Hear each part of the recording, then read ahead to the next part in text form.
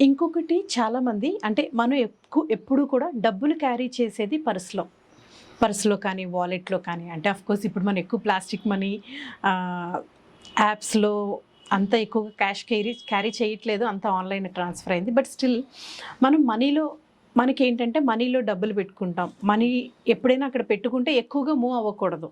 డబ్బులు ఎప్పుడు మన దగ్గరే ఉండాలి అని మనం అనుకుంటాం కదా! సో, పర్స్‌లో డబ్బులు పెట్టేటప్పుడు ఏమనుకోని పెడితే ఎక్కువ కాలం డబ్బులు మన దగ్గరే ఉంటాయి?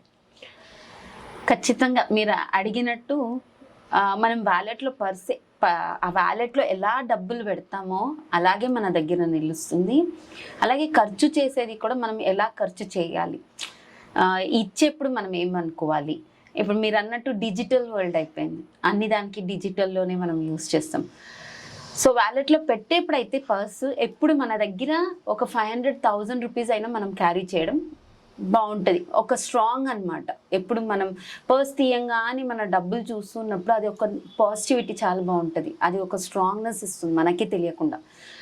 సో ఆ 500 నోటో 1000 ఎంత మనం చేంజ్ ఎంత పెట్టుకోగలం, 50, 100, 10 రూపాయలు ఎంత పెట్టినా కూడా గాంధీ తాత బొమ్మ ఉంటుంది కదా, గాంధీ తాత నవ్వుతూ లోపలికి వెళ్తున్నట్టు, లోపల వైపుకి పెడుతున్నట్టు పెట్టాలన్నమాట. ఫోల్డ్ చేసి పెట్టుకోవద్దు, స్ట్రెయిట్గానే పెట్టాలి.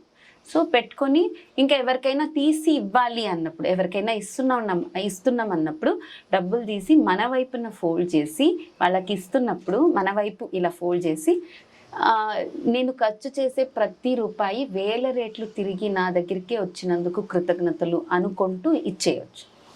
సో అలా తిరిగి మన దగ్గరికే, ఎందుకంటే మనం ఇస్తున్నది ఎంతైనా కానీ మన సోదరులా, మన చెల్లి, అన్న, తమ్ముడు, మన ఫ్రెండ్లా మనం ఏదైతే డబ్బు చూడాలి అని ఇంత ముందు కూడా మనం చెప్పుకున్నాం. సో అలా చూడడం వల్ల మనం ఏంటంటే మనం ఎంత ఖర్చు పెడతామో అది తిరిగి నా దగ్గరికి వస్తుంది, వాళ్ళ దగ్గర కూడా మంచిగా వెళ్తుంది. ఎవరికైతే మనం ఇచ్చామో వాళ్ళ దగ్గరికి చాలా చేరుతుంది, మన దగ్గరికి కూడా వస్తుంది అన్నమాట. ఓకే.